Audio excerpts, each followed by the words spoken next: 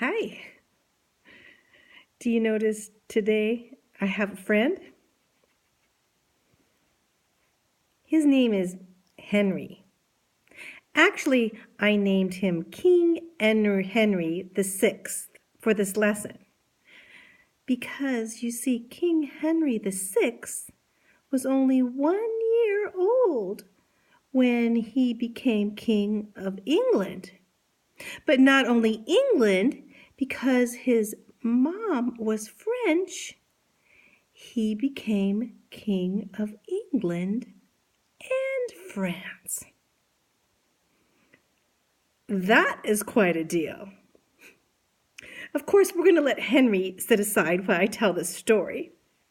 Sit over here, Henry, and you can watch in your Big Bird shirt. Yes, it is true. It's not a fairy tale. We had a 1-year-old that was anointed to be the king of two big, huge lands, two countries.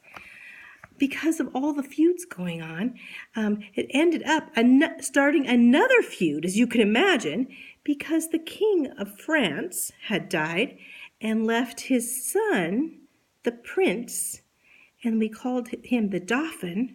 We left the Dauphin there. He was not king of France, but he surely wanted to fight for the throne of France, that is certain. So we have this 100-year war going on and continuing. Many of the French, of course, didn't want an English king to rule them. In fact, they wanted to stay as French people, not be united with England at all. Well, the French were called the Burgundians, the ones that supported England, and then the other French people from the French villages, they fought against this new 1-year-old king. Probably, yeah. They very much wanted to stay a country. Well, the important city to control during that time was the city of Orleans. And so the English and the Burgundians, remember they were the French that supported England, started a siege of Orleans. And Orleans was on the verge of surrender. So the Dauphin Prince, which I call Charles VII, was going to be his name as king, was very upset, but he didn't know what to do. So suddenly, this messenger comes in and he says, "Sire, a girl is demanding to see you." And the Dauphin says, "Who is it?" And the messenger, "It is Joan, the maid. She says that God told her to save the city of Orleans from the siege." The prince says, "Well, send her away. That's ridiculous." He had heard rumors about this peasant girl, that she claimed to see visions of angels telling her to lead the French into battle against the enemies. Many believed her. Even a French knight gave her armor and a horse, and soldiers followed her. How could this girl help them? The messenger whispers, "Sir, the people love her. They believe that she has been sent by God." The Dauphin, I should say, says, very well, send her in. If God is with her, she will recognize me even though she's never seen me." And so he disguised himself, and he went into the crowd of people, and he had someone else take his robe and his crown and sit up on the throne. And so she came to the throne, and she ignored the impostor wearing the crown. And she said, and she found the king in the crowd, and she knelt down and said, "I will see you crowned king." This almost persuaded the king, well, I should say the prince, to believe that she was sent by God, but he certainly wasn't 100% sure.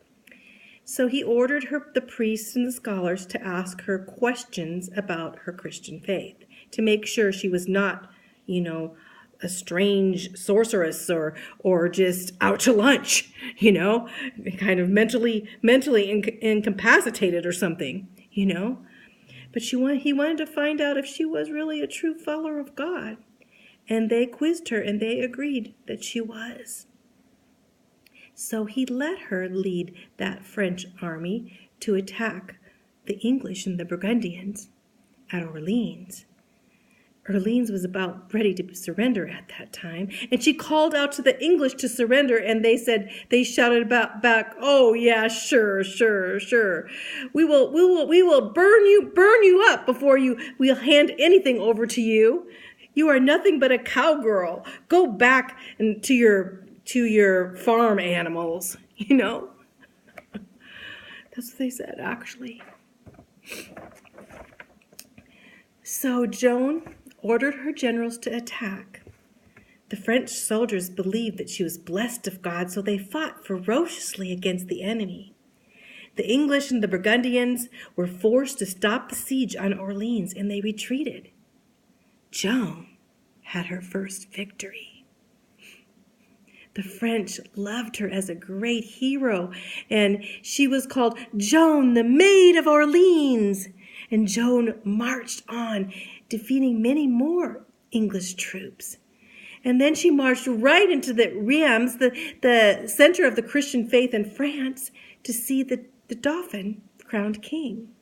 In 1429, now he was King Charles VII of France. And he hesitated into his next battles, and he tried to make deals with the English, and he kind of changed his attitude towards Joan. As time went on, his soldiers began to not trust him. The Burgundians attacked again, and this time they captured Joan. She was only 19 years old at the time. On May 23rd, 1430. And guess what? Charles, her king, Charles VII, never tried to save her or get her back. He let the Burgundians put her on trial for witchcraft. The trial was terrible. No one was allowed to stand up for her at all, and there were false stories, mock trials were given, mock testimonies were given, and she was sentenced because she said that she talked with God and that God was her best friend. She was found guilty and taken and burned alive. So sad. She was just a young girl, from age 16 to 19, leading the army, brave, courageous, sweet young girl. After her death, the French did end up driving the Burgundians and the English out of France, and the Burgundians swore allegiance to Charles VII, and Henry VI, the baby king, lost his claim of France, still King of England. It took 15 years for Charles VII to remember Joan. Perhaps he started feeling a little bit guilty about abandoning her, maybe, don't you think?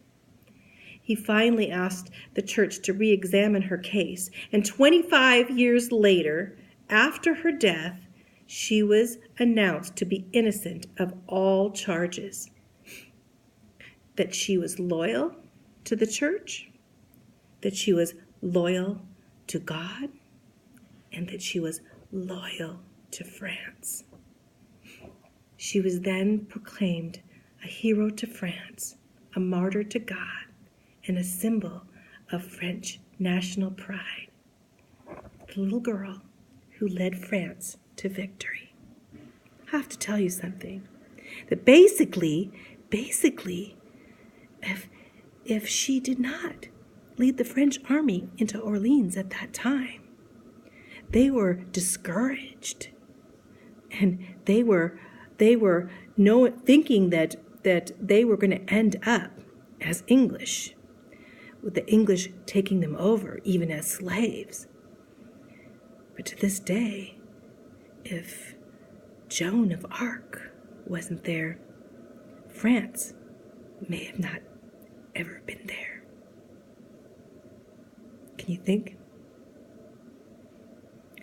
So you can see how she was a national hero, but also she loved God, and she stood up for her villages, the villages and her people that were so afraid of being taken over. And she prayed to God. And I believe she did see those angel visions. And God did use her. And I believe that we will see sweet Joan in heaven someday. Don't you?